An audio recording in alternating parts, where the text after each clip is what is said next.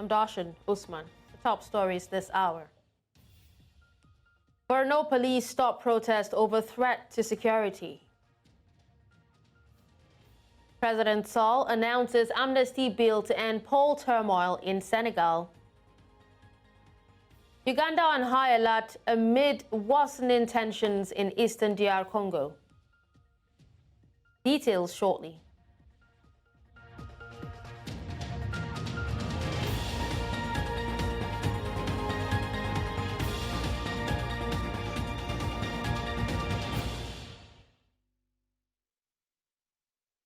Let's begin by telling you that the nationwide protest organized by the Nigeria Labour Congress and other unions in Maiduguri, the Borno state capital, was restricted by the Nigeria police force.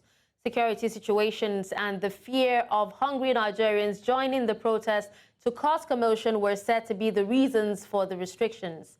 News Central's Umaru Kirawa reports that the state leadership of NLC, led by Comrade Yusuf Inuwa and other members of the union, tried to embark on the exercise few meters from the NLC secretariat, but were stopped from proceeding beyond a barricade set by the Nigerian police. However, the protesting workers turned back and marched back to the NLC secretariat to voice out their grievances. I think among all of us, nobody.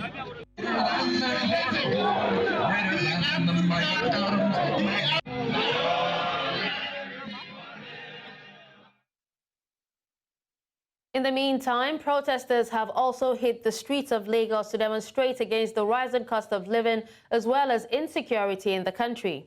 Anti-riot squads have been deployed in strategic locations across the state to prevent possible breakdown of law as well as hijacking of peaceful protests by hoodlums. Some of the protesters urged the federal government to act on the economic hardship being experienced as well as other challenges facing the country.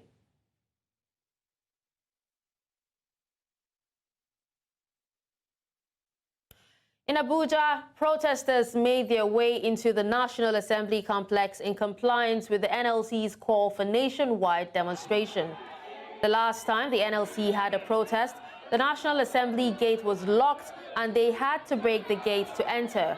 Our correspondent, Marvelous Obomanu, was on ground and tells us more. The NLC protesters have made their way into the National Assembly. Recall the last time NLC had a protest and they got to the National Assembly gate, the security personnel there locked the gate against them, preventing them from having entrance into the National Assembly. But this time around is different. When the NLC protesters got to the National Assembly gates, lo and behold, the gate was widely opened for them to enter. I'll be bringing you more updates in Abuja for News Central. Marvelous Obomanu. Thank you, Marvelous, for that. Now, still on the protest, Abia State Chairman of the NLC, Comrade Okoro Ogbonnaya, has accused the state government of not making workers' welfare a priority. He laments about owed allowances, salaries and pensions. He also blamed the federal government's policy for the economic situation in the country.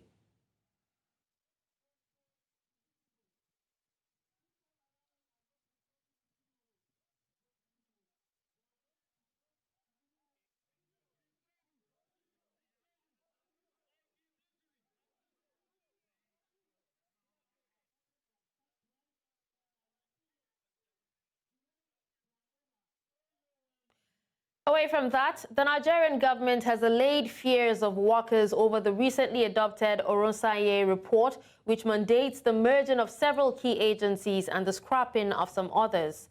Nigeria's Minister of Information and National Orientation, after the weekly Federal Executive Council meeting, says workers in the agencies affected will not have their jobs terminated despite government's promise of aiming to reduce costs as recommended by the report. Amadin Uyi reports. From the Federal Executive Council meeting was the adoption of the Oronsaye report by the Council, which recommended the merging of several agencies and the scrapping of some others. Nigeria's Minister of Information and National Orientation, however, allayed the fears of many staff in the affected agencies, saying their jobs remain intact. Oronsaye report has been approved and adopted by council today does not mean that people will lose their jobs.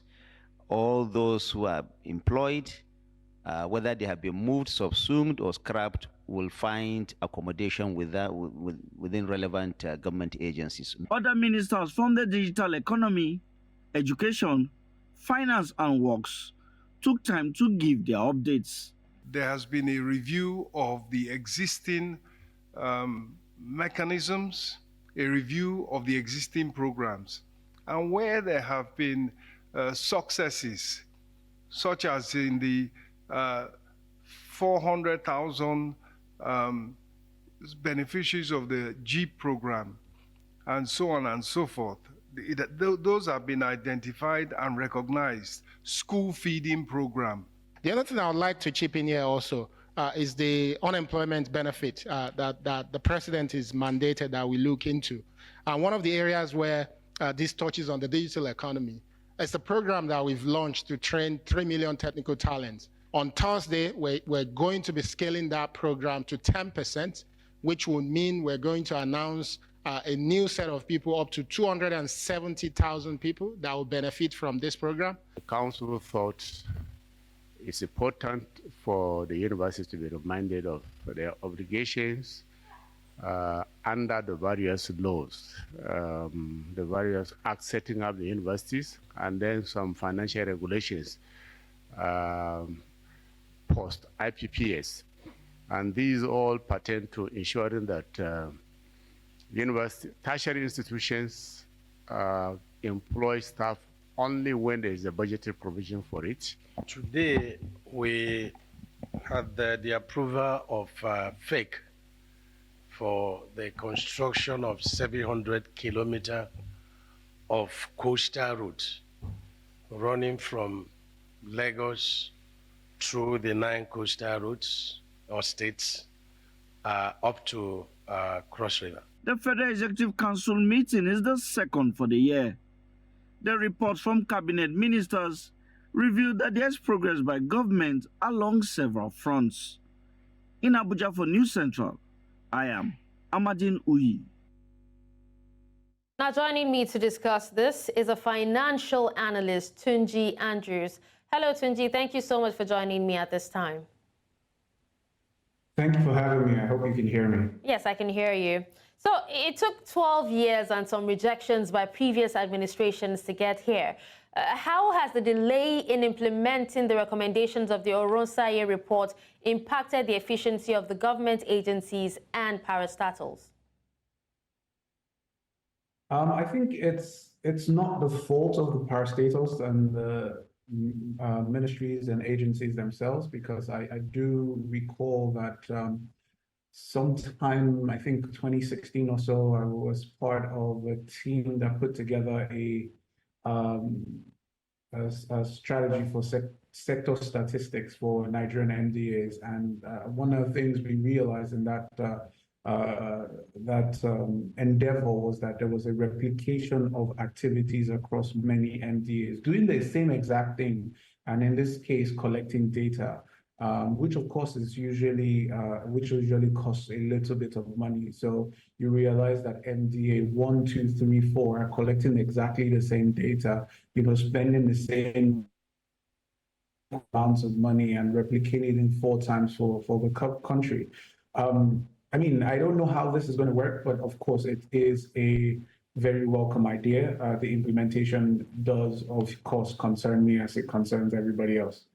All right, you said you don't know how it's going to work, but if you were to share your opinion, do you think that the obstacles that prevented the full implementation all these years have actually been overcome for it to be implemented now? No, they've not been overcome. They're still there. And you need to understand what the Oronsaye report is. And you need to think about it from the perspective of, look at a business entity. We need to be clear, this is government, this is not private business. But if a business entity were to merge, so let's say Bank A merges with Bank B, what will happen is that you only have one MD. You would have one head of operations, or the EDs cannot be duplicated. They have to, one has to go for the other. And of course, as the roles across board are, it would be that you take one from here, you take one from there, and there will be negotiations about that. I expect that should be the same thing that would happen with the MDAs, because if you put the same amount of people in both MDAs, you would have reduced some costs, but you will still be carrying a significant amount of that cost. So the truth is, it is the ability of government to say, okay, there are a few people that are going to lose their jobs is the big question here. And I mean, that's the real implication of this report. Yes, there will be things like cars, rents, power that will go, but salaries is a huge cost. Salaries is one of the things I don't know how we're going to cut cost in letting people go by the implementation of this report. Okay, now we'll definitely come back to the civil servants losing their jobs, but still on what you're actually saying, the report actually disclosed that the government would be saving over 862 billion naira. That's between 2012 and 2015. Now, some analysts have actually said that this report and its recommendations have evolved over the years from that time, and its implementation now will not be as effective. So in what ways would you say that the implementation will lead to cost savings or even increased operational efficiency within the government? I'm curious to know which analyst said it won't be as effective.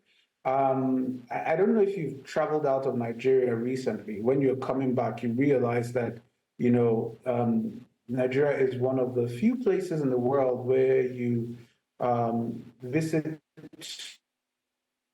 MDAs, so to say, as you are trying to exit or come into the country. I don't know the reason for that. I guess it's some, high-level conversation, but I believe that those kind of situations can be harmonized into one entity so that, costs can be saved. I also believe that there are duplications of duties when it comes to, traffic management between PIO, FRSC, the NURTW, the police, the what do you call that? The guys that give the roadworthiness thing. I mean, there's so many areas where if you were to implement this, you can't have two people doing the same thing. It will definitely cut costs. I mean, even just looking at the budgets of different MDAs and how much they spend on different things will tell you that, of course, this is going to be a huge, I think if it was 800 billion at the time in 2015, it might be triple or quadruple now. That's my honest feeling towards it. But again, the question of individuals, I hope that the government is thinking about it side by side in terms of redeployment as against retrenchment, because that would be a very good conversation, because we could, I mean, there are skills that were not available in 2015, 2014 that are available now that the government can make use of. So I think this would be an opportunity for the government to actually look inwards and, retool some of those civil servants and, put them in new places that can actually benefit the federal government. All right, now let's talk about, the loss of jobs or the retrenchment, as you have said. Now, you seem to be very certain that there's no way, if this report is implemented, people will not lose their jobs. But the report had actually stated, yes, that more than 100 heads of agencies and parastatals will lose their jobs if it is implemented. But this administration is actually saying that no jobs would be lost. I don't know how that's going to happen. That's the thing. So, okay, explain to me how MDA1 and MDA2 merge. Who is going to be the new permanent secretary? Are they going to have two? Maybe assistants? Are they going to have two heads of accounts? I mean, how exactly is it going to work? I really don't understand it. But of course, maybe the government already has plans to retool, redeploy, repurpose some of these civil servants. And that would be great. And that would be fantastic, because this is not a time to actually be putting people out of work. But I totally welcome the implementation of the report. It is a long time coming, really, and it is something we should have done more than a decade ago. Most definitely. So just before we let you go, Tunji, how can transparency and accountability be ensured throughout the implementation process, to address especially concerns about potential favoritism, nepotism, or even inefficiency? Honestly, if we could come up with that answer right now, we would have solved Nigeria's problem entirely. Isn't that the issue across Nigeria? That the fact that we're able to create accountability and also transparency in everything we do. I honestly don't think there's an easy answer to that question, because honestly, we can say a lot of fancy things, but the real truth is that even when it is with private businesses, I'm not entirely sure that you can have that much transparency. You can do as much as you can, but politics tend to play in how much more when it comes to government. So I think we can only hope and pray, and people can prefer solutions. Some people smarter than I am would be able to put forth some solutions. But honestly, I believe if we had an answer to it, we would solve Nigeria's problems immediately. All right. Well, thank you so much, Tunji Andrews, for joining me on the news and speaking on this. Thank you very much for having me. All right, away from that, Nigeria's Trade Union Congress has called on the government to permit the temporary importation of essential food items into the country to help reduce the high cost of foodstuff in the market. The president of the Congress made this known in Abuja during a State of the Nation press conference, saying the Congress will not take part in the proposed protest being organized by its sister union, the Nigeria Labour Congress. Our correspondent, Idong Joseph, reports.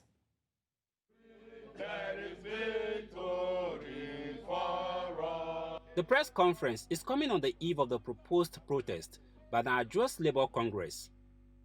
The 2 days nationwide protest is expected to express the displeasure of citizens over the escalating rise in foodstuff and the resultant economic hardship being witnessed. The Trade Union Congress, however, revealed that it will not be taking part. We were not part of the process ab initio.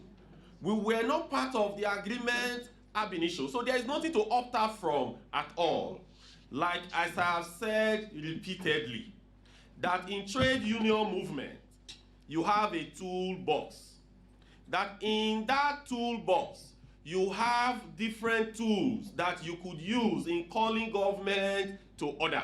The president of the TUC blamed the current hardship on the inability of the nation's monetary managers to manage the devaluation of Nigeria's naira. He urged government to adopt quick solutions to control inflation and immediately start the importation of foodstuff to contain the escalating rise in prices. The national pride of striving to achieving food sufficiency locally and not importing from abroad should be temporarily relaxed. Government at all levels should immediately source and purchase sufficient quantity of food items from different parts of the world and distribute to the vulnerable Nigerians. We have reviewed our commitment with organized labor, and I can tell you authoritatively that most of those agreements have been met. Number one, on the issue of payment of wage award of 35,000 naira, government has paid up to 4 months. The Trade Union Congress is calling on government to speed up deliberations surrounding the minimum wage of workers. The Congress says that this will improve the purchasing power of citizens. In Abuja for News Central, I am Idong Joseph. News Central now resumes after the break.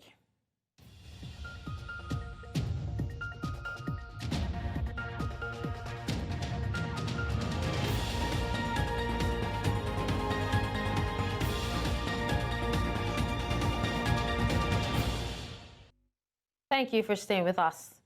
Information technology plays a key role in land administration in the 21st century. This, the Lagos State government says it targets an efficient management and analysis of land-related data during the distribution of planning information system tools to officials of the State Ministry of Land.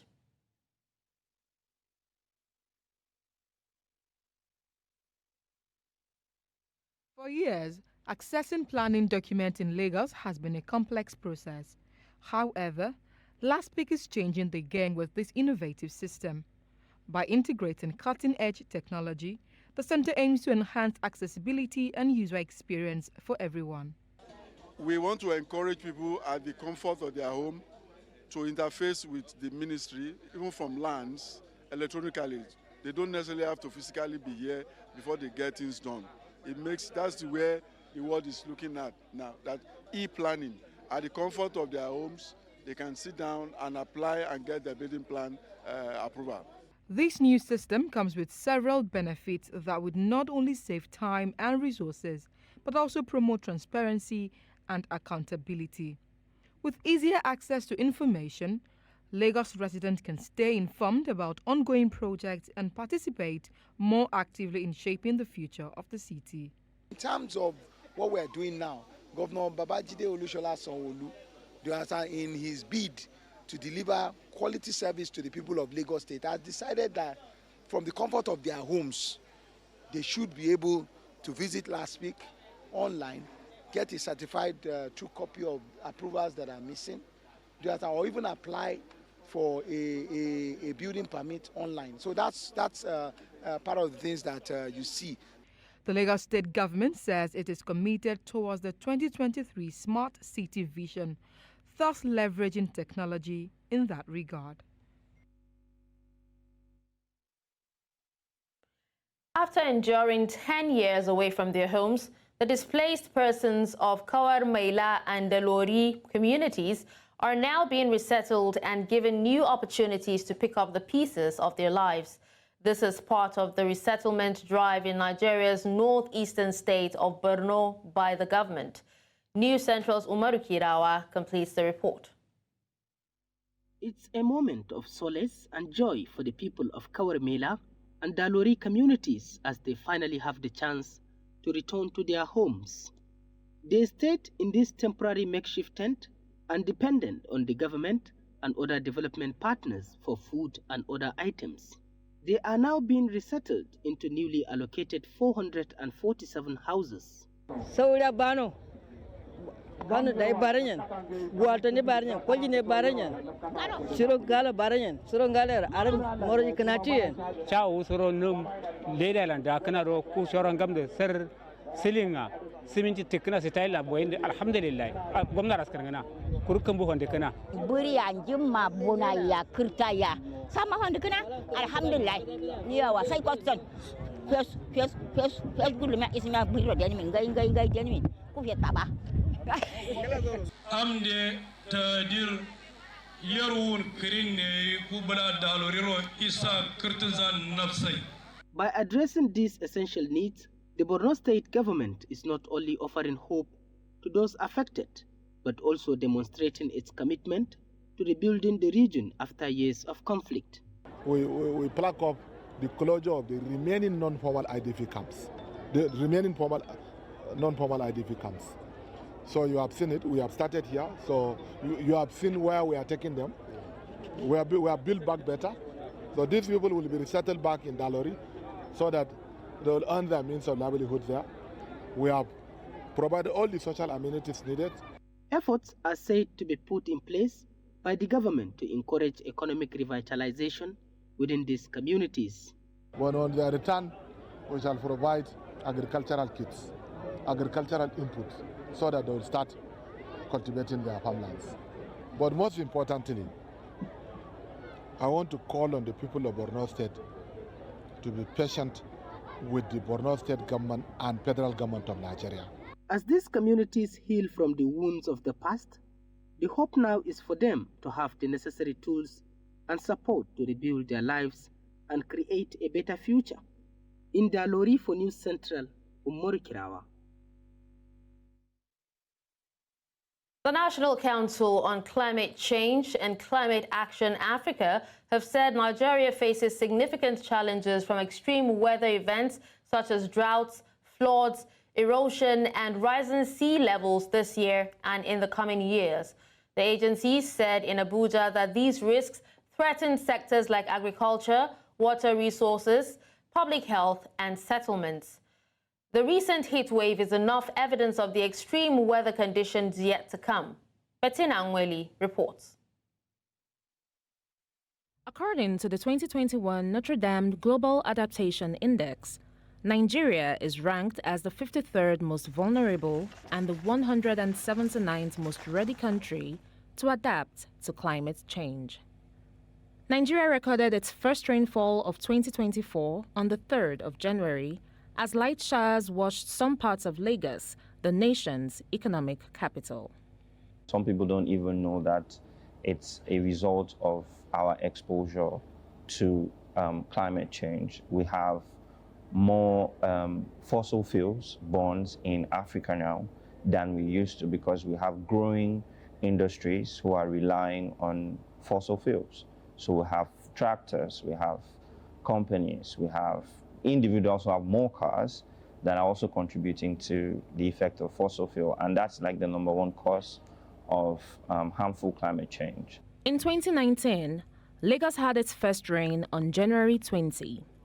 In 2020, it was January 13, and in 2021, January 4.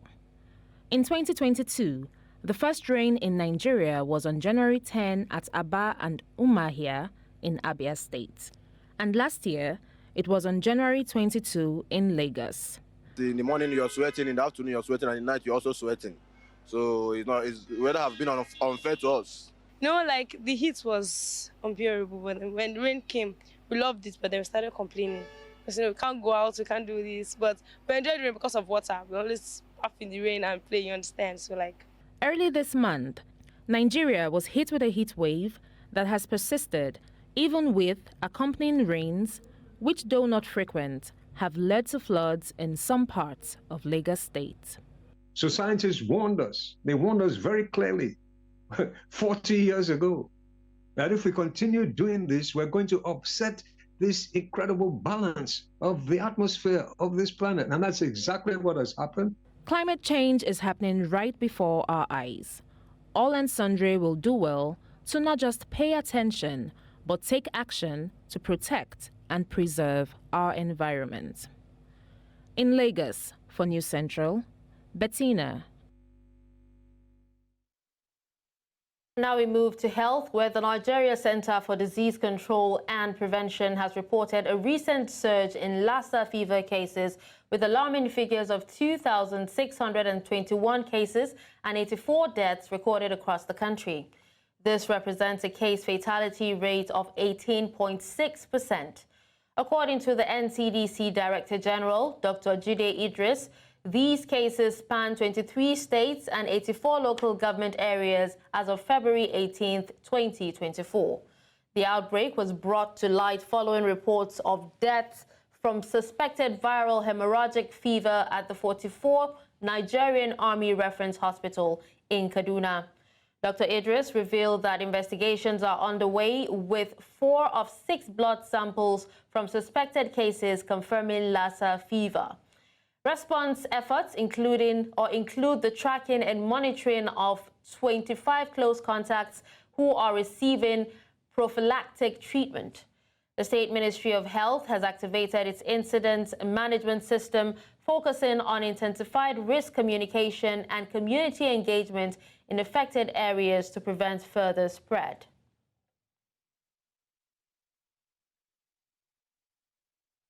Joining me to discuss this is Chairman NMA, Enugu State Infectious Disease Committee, Dr. Amobi Omoha. Hello, Doctor. Thank you for joining me at this time.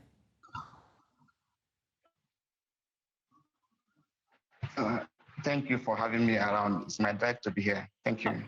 All right, now, Doctor, can you throw more light on what Lassa fever is and how can one differentiate it from other acute viral hemorrhagic fevers? Okay, thank you. Lassa fever belongs to the group of viral hemorrhagic, a general term for a group of severe illness caused by 4 families. Valide family, which involve Lassa fever, Philo-Valide family, which Ebola and the Marburg fever involve, and the Philo-Valide family, which yellow fever and the dengue fever is also involved. They have characteristics of the following damage of blood vessels and bleeding, affecting many organs and affecting body ability to regulate himself. It is important to note that the first constitution of Lassa fever was in January 1969 in the village of Lassa in the North Nigeria, today Borno State. The fatality rate is about 1% to 25%, can also go high as about 50%. Transmission. It's also important that we know that the transmission of these diseases involve women through contact with food or household items contaminated with deodorant, urine, or fecal matter, while person-to-person transmissions occurs through direct all right, doctor. or indirect contact with the body If you can hear me, you actually mentioned some states, that have recorded cases of Lassa fever. What's the situation in your state of practice? Okay, my state of practice in Enugu, we have not yet recorded any case or any incident case, but we are doing all we're supposed to do by getting awareness, because prevention is better than cure. We are trying to stood and retain our staffs, the medical staff in Enugu. They are going underground training on IPC, infectious prevention control, to prepare and get ready in case of any outbreak. Because our sister state has also recorded some cases. If you look at the record of surge in Nigeria, it's a case of concern for the federal government, for the health workers, and for the citizens of Nigeria. So we are getting prepared. All right, we seem to have lost Dr. Omoha there, but thank you so much for joining me. Now you're still watching News Central now. Coming up after the break, search continues for missing Australian tourists in Zimbabwe. We'll bring you more on this when we return.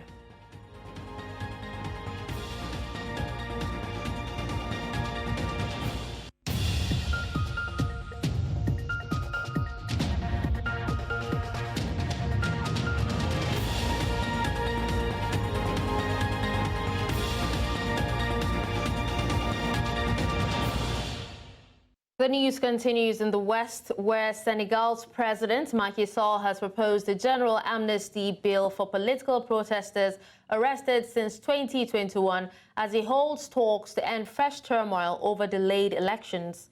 The West African nation is facing its worst political crisis in decades after Sall abruptly deferred the February 25th presidential vote just hours before campaigning was due to begin.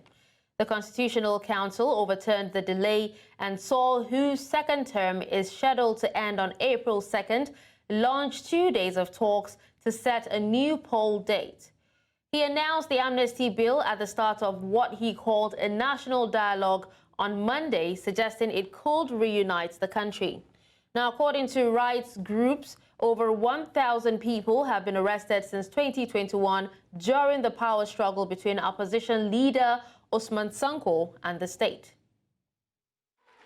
Je voudrais, à l'entame de mon propos, vous réaffirmer ici que le président de la République que je suis n'a aucun agenda personnel. Je tiens à réaffirmer de façon claire et nette que le 2 avril prochain marquera la fin de mon mandat. Dans un esprit de réconciliation nationale, je saisirai l'Assemblée nationale dès ce mercredi en Conseil des ministres d'un projet de loi d'amnistie générale sur les faits se rapportant aux manifestations politiques survenues entre 2021 et 2024. Le premier du genre, je n'ai qu'un seul objectif: trouver un consensus sur la date de la prochaine élection présidentielle, afin que le scrutin se tienne dans les meilleures conditions d'organisation. 2 youths were shot dead after clashes broke out on Monday as Guinea's capital was paralyzed on the first day of an open-ended general strike, a key test for the junta that seized power in 2021 and banned demonstrations while muzzling critics.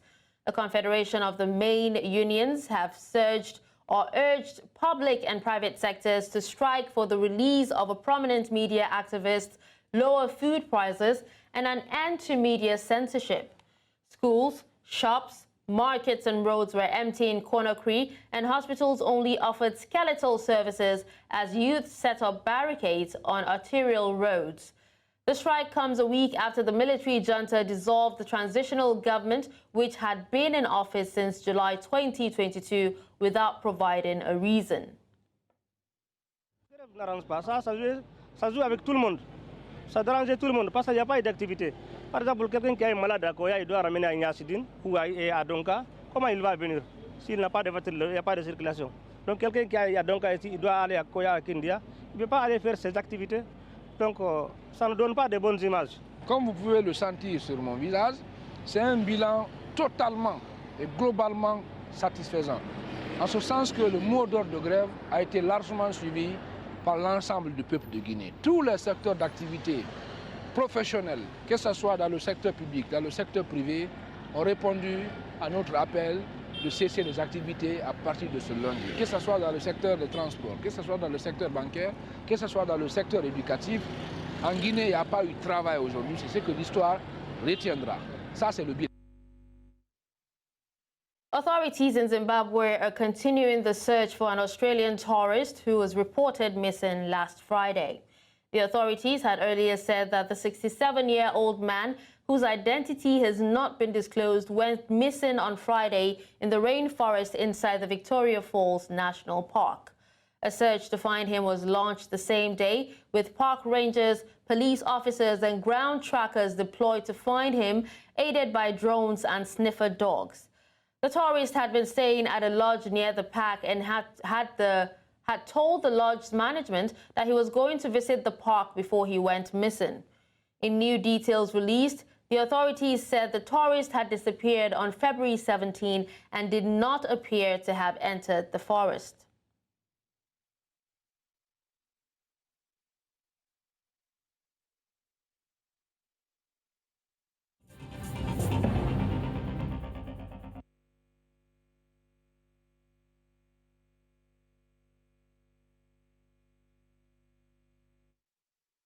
All right, happening now is the protest. That's the NLC protest. That's the nationwide protest that has been scheduled for 2 days, for today and tomorrow. We've seen these protests happen in some states in the country. And right now, we're going to our correspondent who is on the ground in Abuja. I'm talking about Marvelous Obomanu to give us an update on what is going on in the Federal Capital Territory. Hello, Marvelous. Thank you for joining us. Can you give us an update of the protest happening in the FCT?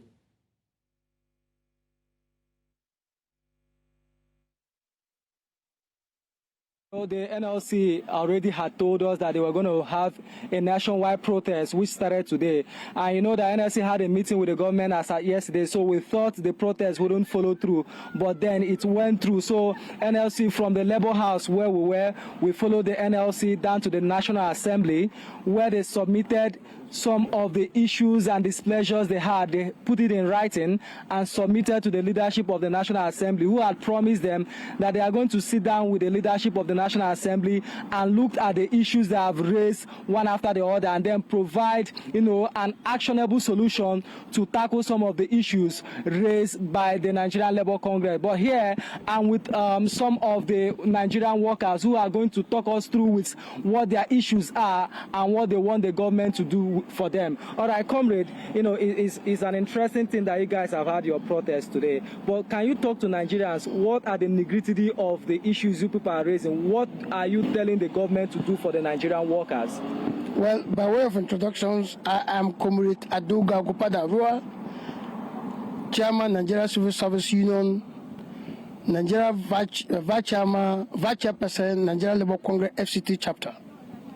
Well, the issue that brought us to National Assembly and a protest the whole country today is not any other thing than the hardship Nigerians are going through, the hunger Nigerians are going through, especially the workers. In fact, it has reached the peak of the fact that Nigerian worker can no longer go to the market with a meager salary and buy anything. So we brought our cry to Nigeria through the National Assembly to let the government know that we are no longer comfortable with the happenings. So we need an urgent solution to this challenge we are going through. That is why we are here. All right, comrade, when you submitted the letter to the leadership of the National Assembly, the Chairman Senate Committee on Labour had assured the Nigerian workers that he has received their letter and that he will forward it during plenary for the House to look at it and then find an actionable solution towards it. But need I remind you, this is not the first time you people are coming here. In fact, the last time we were all here together and the National Assembly gave you guys promises that they will look at what they will do about it, and you guys are left. And this is almost the third time people are coming back here. But what the Chairman Senate Committee on Labour said, do you sit at home with it? Are you comfortable with that assurance, or will it end up with promises? At the end of the day, all the efforts will end up in futility? Well, we have a series of plans. What we have done today is a protest. After 2 days protest, what we will do is to meet again at the level of the National Executive Council of the NLC to think of the next line of actions. And if they fail to do what we demand, we will go into total strike, that indefinite strike, that no activities again will paralyze the activities of the government. That is what we have, because we are tired of these promises. We are democratic people. We cannot just neglect whatever Senate are planning to do. Let them take it to the plenary. We'll wait for them. Now, comrade, what do you think this protest will achieve? We hear that you people are calling for upscaling of the minimum wage to 1 million naira. What exactly do you think this protest today will achieve? What this protest will achieve, let there be increase in our salary, number one. The prices of items in the market that has actually risen, brought it down. Then our refinery should be working, because all of these things are tacked to removal of subsidy without proper adequate arrangement on how to cushion the effect. That's why we are where we are. It has generated into security, it has generated to hardship. So we are not going to take it lightly at this time around if there is nothing concrete that the Nigerian government will do on this point in time. We will not take it easy. All right, thank you so much. Thank you very much. Now you've heard it. The Nigerian workers are expressing hope and optimism that just as promised by the leadership of the National Assembly, that they are going to look out for ways to make sure that the issues they have raised in the letter they submitted are taken care of. And as you can hear from him, he's saying that this is not the first time they are coming to the National Assembly. So they are hopeful that as promised by the National Assembly, something will happen to their demands. And so it will not end up in efforts in futility. Soweto, Africa, Aluta, Victoria, Amandla, an injury to one. All right, well, thank you so much, Marvelous Obomanu, for that update.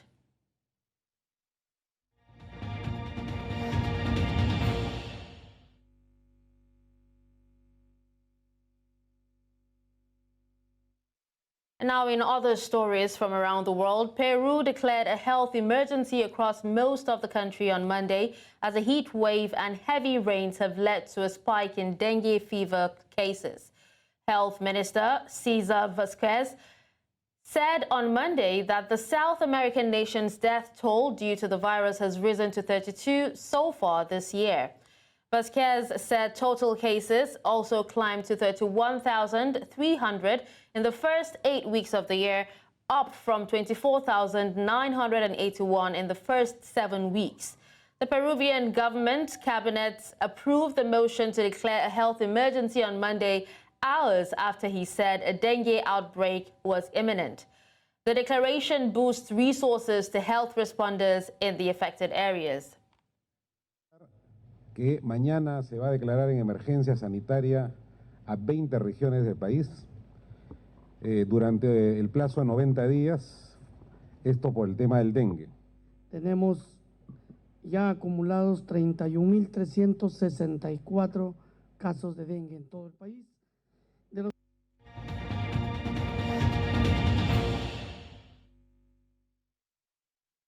In the world of sport, Super Eagles vice captain William Troost Ekong is out for the season as he faces surgery on a ruptured biceps femoris in his right leg on Tuesday. Ekong suffered the injury on match day 2 against Ivory Coast, but lived through the pain to help Nigeria bag the silver medal at the 2023 AFCON. The 30-year-old scored the winning goal for the Super Eagles from the spot in the encounter. The centre-back missed the Super Eagles' following game against the Jurtas of Guinea-Bissau. Troost Ekong went on to play every minute of the Super Eagles' remaining games in the competition. The former Watford player scored 3 goals for the 3-time African champions at the AFCON 2023 finals. New Zealand paceman Neil Wagner called time on his 64-test career on Tuesday, bowing out as the nation's 5th highest wicket taker with 260 victims after being informed he will not be selected in the upcoming series against Australia. Wagner was picked in the squad for the 2 home tests against Pat Cummins, Australia, but was told by the head coach Gary Stead that he will not be in play either match. Now, the South African-born 37-year-old fought back tears as a press conference at Wellington's Basin Reserve as he confirmed his retirement from international cricket alongside Stead. Wagner will continue to play first-class cricket, but said the time was right to step away from tests.